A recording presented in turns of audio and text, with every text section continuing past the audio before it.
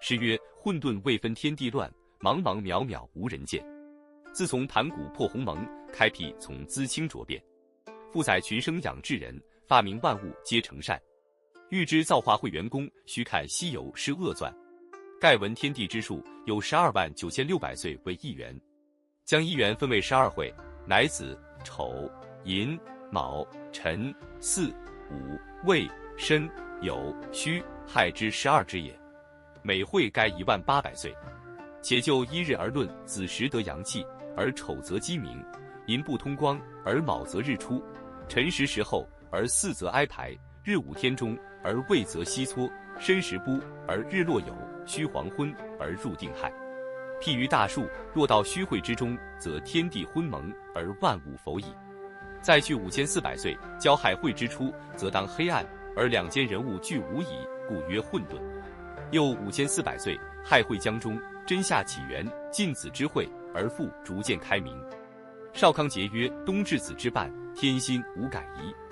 一阳出动处，万物未生时，到此天时有根。在5400岁，正当子会，青青上腾，有日，有月，有星，有辰。日、月、星、辰谓之四象，故曰天开于子。又经5400岁，子会将终，晋丑之会，而逐渐坚实。亦曰大灾前元，至灾坤元。万物滋生，乃顺承天，至此地始凝结。在5400岁，正当丑会，众浊下凝，有水，有火，有山，有石，有土。水、火、山、石、土为之五行，故曰地必于丑。又经5400岁，丑会中而寅会之初，发生万物。历曰天气下降，地气上升，天地交合，群物皆生，至此天清地爽，阴阳交合。在5400岁，正当寅会，生人、生寿、生禽，正为天地人三才定位，故曰人生于寅。感盘古开辟，三皇治世，五帝定伦，世界之间遂分为四大部洲，曰东胜神州，曰西牛贺州，曰南赡部洲，曰北俱泸州。这部书单表东胜神州。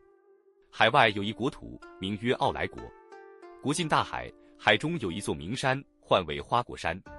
此山乃10州之祖脉，三岛之来龙，自开清浊而立，鸿蒙判后而成。真个好山！有慈父为证。父曰：市镇汪洋，威宁遥海。市镇汪洋，潮涌银山鱼入穴；威宁遥海，不翻雪浪甚离渊。水火方于高基上，东海之处耸重巅。丹崖怪石，削壁奇峰。丹崖上彩凤双鸣，峭壁前麒麟独卧。峰头时听锦鸡鸣，石窟美观龙出入。林中有寿鹿仙狐，树上有灵禽玄鹤。瑶草齐花不谢，青松翠柏长春。仙桃长结果，修竹美流云。一条剑鹤藤萝密，四面圆堤草色新。正是百川汇处擎天柱，万劫无疑大地根。那座山正当顶上有一块仙石，其实有3丈6尺5寸高，有2丈4尺为圆。3丈6尺5寸高，按周天365度；2丈4尺为圆，按正历24气。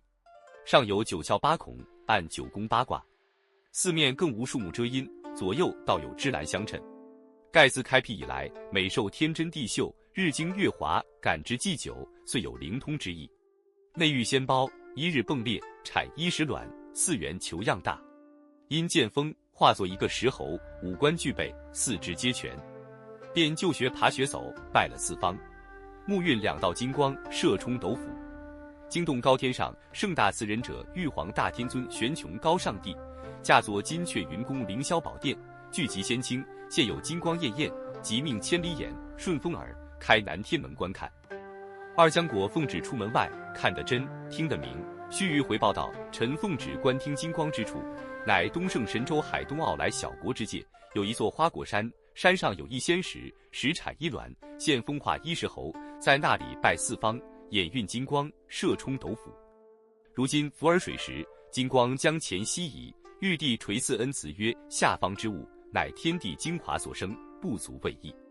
那猴在山中，却会行走跳跃，食草木，饮涧泉，采山花，觅树果，与狼虫为伴，虎豹为群，张鹿为友，麋猿为亲，夜宿石崖之下，朝游风洞之中。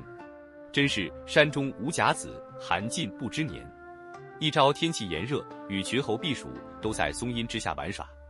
你看他一个个跳树攀枝，采花蜜果，抛担子，挖摩儿，跑沙窝，砌宝塔，赶蜻蜓，扑蜡，蹭老天，拜菩萨，扯葛藤，编草，捉狮子，咬又掐，理毛衣，踢指甲，挨的挨，擦的擦，推的推，压的压，扯的扯，拉的拉，轻松林下任他玩，绿水涧边随喜着。一学猴子耍了一会，却去那山涧中洗澡。见那股涧水奔流，真个似滚刮涌涧。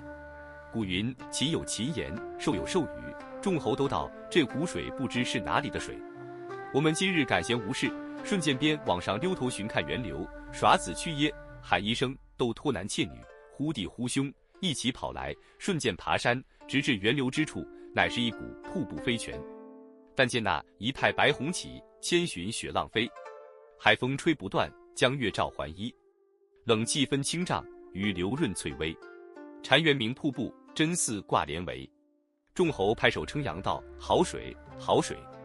原来此处远通山脚之下，直接大海之波。又道哪一个有本事的，钻进去寻个源头出来，不伤身体者，我等即拜他为王。连呼了3声，忽见从杂中跳出一个石猴，应声高叫道：我进去，我进去！好猴！也是他今日方明显，时来大运通。有缘居此地，王潜入仙宫。